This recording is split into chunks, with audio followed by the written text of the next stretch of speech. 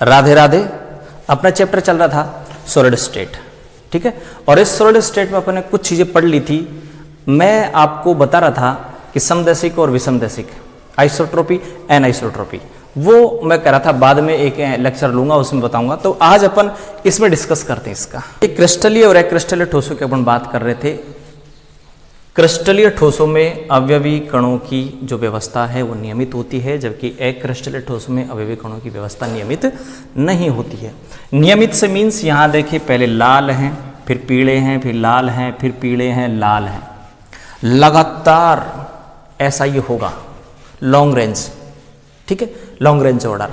जबकि इसमें ऐसा नहीं है, ठीक है। इसमें देखो इस जगह का अरेंजमेंट और इस जगह का अरेंजमेंट एक जैसा नहीं है, इसका अरेंजमेंट इससे मैच नहीं कर रहा, तो यहां पर अरेंजमेंट नियमित नहीं होता है। अब मैं क्या करता हूं, क्रिस्टलीय ठोसों में भौतिक गुणधर्मों के मान जैसे यांत्रिक सामर्थ्यता है, ठीक है, कठोरता है, तनन है, उसमें चालकता है, विद्युत चालकता है, विद्युत प्रतिरोधकता है, आदि के मान मापना चाहता हूं। तो मैं एक क्रिस्टलीय ठोस यहां ले रहा हूं, कांच, सॉरी हीरा।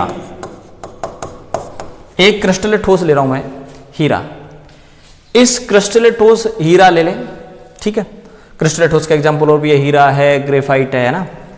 तो क्रिस्टलीय ठोस ले लें और क्रिस्टलीय ठोस में भौतिक गुणधर्मों के मान, जैसे मैं अपवर्तनांक ज्ञात करना चाहता हूं, तो अपवर्तनांक ज्ञात करने के लिए क्या करता हूं, मैं एक प्रकाश किरण पुंज ए बी भेजता हूं और दूसरी दिशा से एक प्रकाश किरण पुंज पी क्यू भेजता हूं। जब ए बी बाहर निकल के आएगी तो मैं बी से पूछूंगा कि बता तेरे को कैसा एनवायरमेंट मिला। तो ए बी ने कहा कि एक तरफ लाल गोले थे, एक तरफ पीले गोले थे। पी क्यू बाहर निकल के आई तो पी क्यू से पूछा बता कैसे एनवायरमेंट मिला तेरे को। तो पी क्यू ने कहा कि एक साइड लाल पीले थे, दूसरी साइड भी लाल पीले थे। मैं जब आ रही थी प्रकाश किरण पुंज, मैं जब आ रही थी तो इस तरफ भी लाल पीले, इस तरफ भी लाल पीले, लेकिन ए बी ने ऐसा नहीं कहा। तो इसका मतलब है कि ए बी को जैसा एनवायरमेंट मिला वैसा एनवायरमेंट पी क्यू को नहीं मिला। तो दोनों को मिलने वाला एनवायरमेंट अलग था, इसलिए यहां अपवर्तनांक का मान जो आएगा वो अपवर्तनांक का मान इस पी क्यू से मैच नहीं करेगा।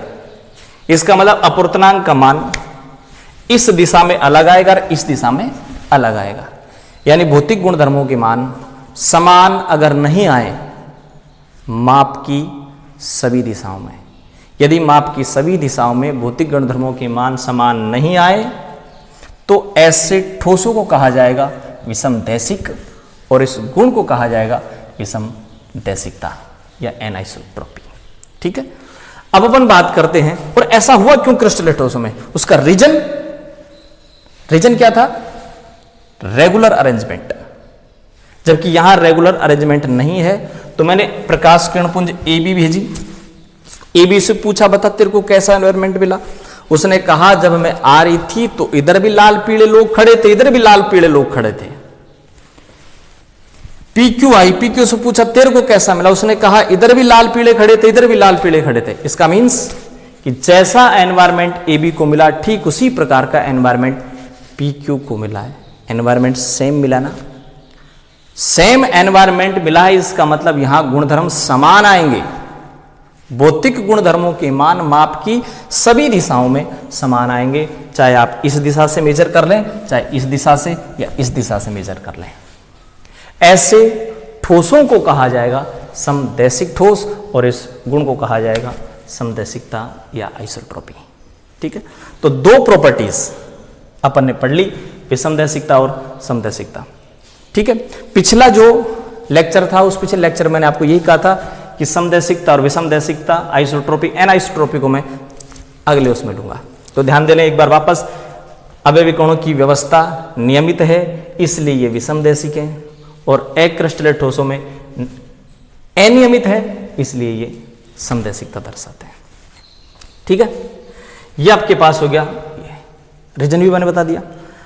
यहां पर मैं जैसे ये जो एग्जाम्पल था, ये एग्जाम्पल सपोज मेरे पास कांच था, तो मैं क्या कहूंगा कि कांच में अपवर्तनांक का मान माप की सभी दिशाओं में समान आता है। जबकि यहां पर कोई क्रिस्टलीय ठोस लेते जैसे हीरा, तो अपवर्तनांक का मान माप की सभी दिशाओं में समान नहीं आता।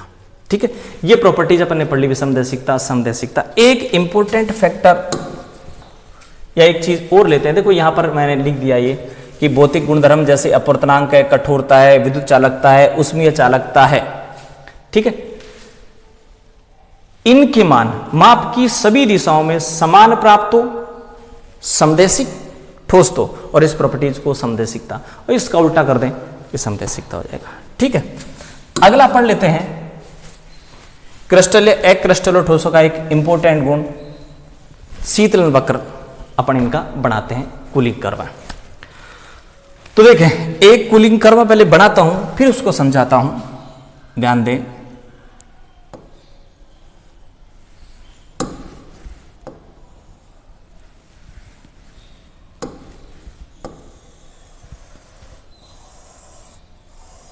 ये ले, ठीक है, कोई भी क्रिस्टल ठोस था, उसको मैंने पिघला दिया, पिघला हुआ है, और वो पिघला हुआ इस बिंदु पर है। ठीक है, इस बिंदु पर पिघला हुआ है। अब मैं क्या कर रहा हूं, यानी यहां पर टेम्परेचर नोट कर लें आप। मैं क्या करता हूं, इसको ठंडा करता हूं। ठंडा करने का मीन्स उसका टेम्परेचर मैं घटाऊंगा। टेम्परेचर घटाऊंगा, इस बिंदु पर वो पिघला हुआ है, मैं उसको ठंडा कर रहा हूं। ठंडा करते करते ध्यान दें उसका टेम्परेचर लगातार घटता जा रहा है। इस बिंदु ए पर आकर के वो जो द्रव था, उस द्रव पदार्थ का यहां क्रिस्टलाइजेशन स्टार्ट हुआ, क्रिस्टलीकरण प्रारंभ हुआ, और इस समय बिंदु बी तक पहुंचते पहुंचते वो पूर्ण रूप से क्रिस्टल में बदल गया।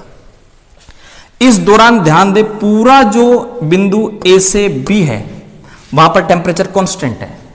ठीक है, उसके बाद जब वो बिंदु बी पर कंप्लीट सॉलिड हो गया, उसके बाद टेम्परेचर तेजी से नीचे घटा है।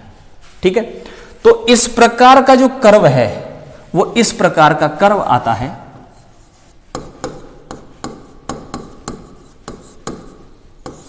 क्रिस्टलीय ठोसों का। ठीक है, और ये जो बिंदु है, इस बिंदु को आप कहेंगे इसका गलनांक। तो ध्यान दें, क्रिस्टल ठोसों का गलनांक निश्चित है, और इनका इस वक्र को कहा जाएगा शीतलन वक्र। ठंडा कर रहे हैं अपन, टेम्परेचर घटा रहे हैं अपन, इसलिए इस कर्व को कहा जाएगा शीतलन वक्र। तो ध्यान दें, क्रिस्टलीय ठोसों का शीतलन वक्र असतत आता है। ठीक है, डिसकंटिन्यूअस, असतत आता है क्रिस्टलीय ठोसों का शीतलन वक्र। अब मैं क्या करता हूं, मेरे पास एक अक्रिस्टलीय ठोस था जिसको मैंने पिघला रखा था, मींस कोई प्लास्टिक थी, उस प्लास्टिक को मैंने पिघला रखा था, और पिघलाने के बाद मैं उसका टेम्परेचर कम कर रहा हूं, उसको ठंडा कर रहा हूं। तो ठंडा करने पर उसका जो कर्व है वो इस प्रकार का आता है। इस कर्व को आप बोलेंगे सतत। यहां से आप उसको ठंडा करना प्रारंभ किया, उसको इस बिंदु पर मान लीजिए वो जमना स्टार्ट हुआ, और इस बिंदु से लेकर यहां तक वो कंप्लीट रूप से जमा, पूर्ण रूप से जम गया यहां करके। तो देखिए यहां पर, यहां से लेकर के यहां तक आपको एक क्या मिली, रेंज मिली। ठीक है, तो यहां पर जो गलनांक है, उस गलनांक की एक रेंज होती है, जबकि यहां गलनांक की रेंज नहीं होती, यहां गलनांक शार्प है, तीक्ष्ण है, निश्चित है। ठीक है, तो ये हो गया शीतलन वक्र। तो ध्यान दें, क्रिस्टलीय ठोसों का शीतलन वक्र असतत आता है, यानी एक निश्चित बिंदु पर टेम्परेचर रुक जाएगा काफी समय तक क्रिस्टलीय ठोसों में, जबकि अक्रिस्टलीय ठोसों में ऐसा नहीं होता, लगातार टेम्परेचर घटता जाता है।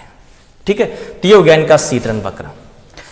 तो दो प्रॉपर्टीज मैंने आपको बता दिया, एक तो शीतलन वक्र बता दिया दोनों का, क्रिस्टलीय अक्रिस्टलीय ठोस का, और एक अपन ने पढ़ लिया समदैशिक और विसमदैशिक। ठीक है, अब अपन लेते हैं क्रिस्टलीय ठोसों के प्रकार। इंपॉर्टेंट टॉपिक है राजस्थान बोर्ड में लगभग हर बार से अगर आप देखेंगे तो 1 नंबर का जो प्रश्न है वो यहां से मिल जाता है जर्नली 1 अंक का। ठीक है, तो ध्यान दें, अवयवी कण की जो प्रकृति है उसके आधार पर क्रिस्टलीय ठोसों को 4 भागों में बांट दिया। सबसे पहले लेते हैं अपन आणविक ठोस। ध्यान दें, आणविक ठोसों में अवयवी कण अणु होते हैं। आणविक ठोसों में अवयवी कण अणु होते हैं। अब ये अणु ध्रुवीय है, अध्रुवीय है, या उन्होंने हाइड्रोजन बॉन्डिंग कर रखी है। इस आधार पर आणविक ठोसों को 3 कैटेगरी बांट दिया अपन ने, अध्रुवीय, ध्रुवीय और हाइड्रोजन बॉन्डिंग। अध्रुवीय नॉन पोलर, ध्रुवीय पोलर, और ये हाइड्रोजन बॉन्डेड। ठीक है, तो अब अपन पढ़ेंगे अध्रुवीय, ध्रुवीय और हाइड्रोजन बंधित आणविक ठोस। दोबारा एक बार सुन लें, क्रिस्टलीय ठोस 4 प्रकार के होते हैं। अवयवी कण कैसे हैं इस आधार पर। ठीक है, तो यहां अवयवी कण अगर अणु है तो वो आणविक ठोस होगा, और उनको 3 कैटेगरी में बांट दिया, अध्रुवीय, ध्रुवीय और हाइड्रोजन बंधित। अब मैं क्या करता हूं, तीनों को एक साथ ले रहा हूं। देखिए, polar molecular solid, non polar molecular solid और hydrogen bonded molecular solid. Polar, non polar और हाइड्रोजन बंधित, यानी ध्रुवीय,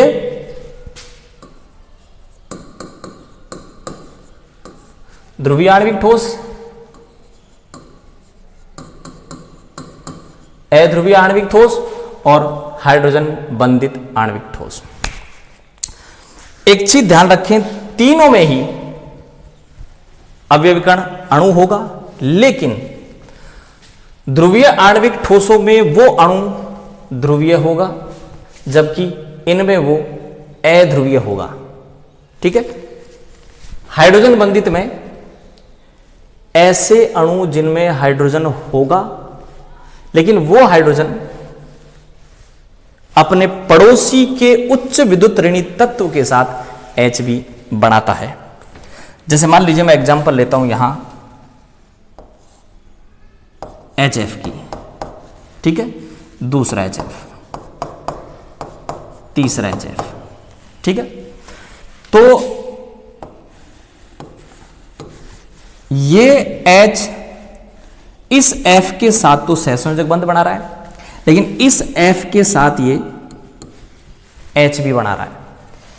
ये F इस H के साथ तो सहसंयोजक बंध बना रहा है, लेकिन इस H के साथ H भी बनाता है।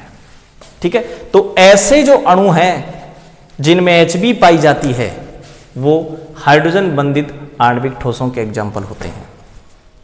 ठीक है, अध्रुवीय में अवयवी कण क्या होंगे, एटम हो सकते हैं।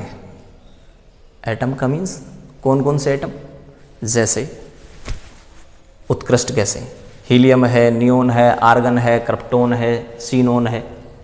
ठीक है, एटम हो सकते हैं। ठीक है, और नॉन पोलर मॉलिक्यूल्स जैसे I2 है, Cl2 है। ठीक है, इस प्रकार के CH4 है, बेंजीन है, हीलियम है, आर्गन है, क्रिप्टोन है, जीनोन है। तो ये तो हो गए एटम। ठीक है, और ये हो गए क्या, नॉन पोलर। इनकी बात करें, इनमें अवयवी कण होंगे ध्रुवीय अणु। तो ध्यान दें एक बार वापस, अवयवी कण ध्रुवीय, यहां पर अध्रुवीय, और यहां पर जो Hb बनाएंगे वो। अब बात करें कि अवयवी कणों के बीच आकर्षण बल कैसे होते हैं। यहां पर ध्रुवीय मॉलिक्यूल से ध्यान रखना, जैसे HCl की बात करें, नेगेटिव, पॉजिटिव। एक चीज आपने पढ़ रखी है, इन दोनों के बीच की दूरी d, इनका आवेश q, आवेश q। तो आपने पढ़ा था mu equal q into D, आवेश गुणा आवेशों के बीच की दूरी। और अगर मान लीजिए mu equal 0, crystalline solid 4 type के होते हैं।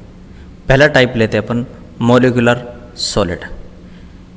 मॉलिक्यूलर सॉलिड में कॉन्स्टिट्यूएंट पार्टिकल मॉलिक्यूल्स होते हैं और ये जो मॉलिक्यूलर सॉलिड हैं वो 3 टाइप के होते हैं, non polar molecular solid, polar molecular solid और हाइड्रोजन बॉन्डेड मॉलिक्यूलर सॉलिड। पहला एग्जाम्पल अपन लेते हैं non polar molecular solid. Non polar molecular solid में कॉन्स्टिट्यूएंट पार्टिकल या तो एटम होंगे, जैसे नोबल गैसें हीलियम है, नियोन है, आर्गन, क्रिप्टॉन, जीनोन, या फिर नॉन पोलर मॉलिक्यूल्स जैसे H2, Cl2, I2, मेथेन होगी। नॉन पोलर जो मॉलिक्यूलर सॉलिड हैं वो या तो लिक्विड या गैस होंगे एट रूम टेम्परेचर पर, जबकि इनको ठंडा कर दिया जाए तो ये सॉलिड में चेंज होते हैं। 2 एटम दिखाए गए हैं, इनकी जो इलेक्ट्रॉन डेंसिटी है वो सममित है, लेकिन किसी कारणवश यदि किसी एक एटम की इलेक्ट्रॉन डेंसिटी में विकृति आ जाती है तो वो ध्रुवित हो जाता है, पोलराइज हो जाता है और यह अपने पड़ोसी एटम या मॉलिक्यूल्स को भी पोलराइज कर देता है।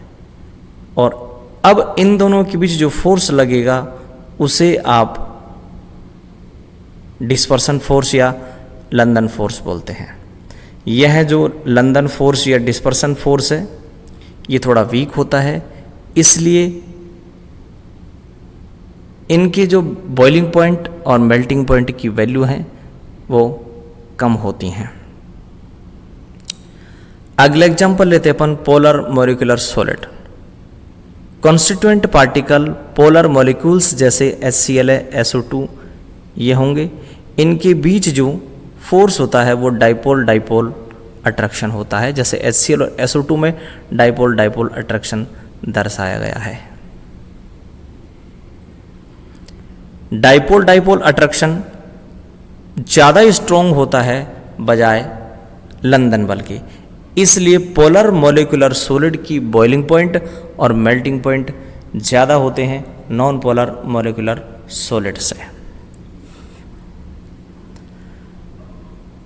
तीसरा अपना एग्जाम्पल है हाइड्रोजन बॉन्डेड मॉलिक्यूलर सॉलिड। इन मॉलिक्यूलर सॉलिड में ऐसे मॉलिक्यूल्स होते हैं जिनमें हाइड्रोजन अपने पड़ोसी के हाईली इलेक्ट्रोनेगेटिव एटम के साथ Hb बनाता है, जैसे HF है, H2O है, NH3 है। 2 NH3 मॉलिक्यूल्स के बीच में देखिए एक का N और दूसरे मॉलिक्यूल्स के H के बीच हाइड्रोजन बॉन्डिंग दर्शाई गई है। हाइड्रोजन बॉन्डिंग थोड़ी सी स्ट्रॉन्ग होती है, इसलिए हाइड्रोजन बॉन्डेड मॉलिक्यूल्स के बॉइलिंग पॉइंट मेल्टिंग पॉइंट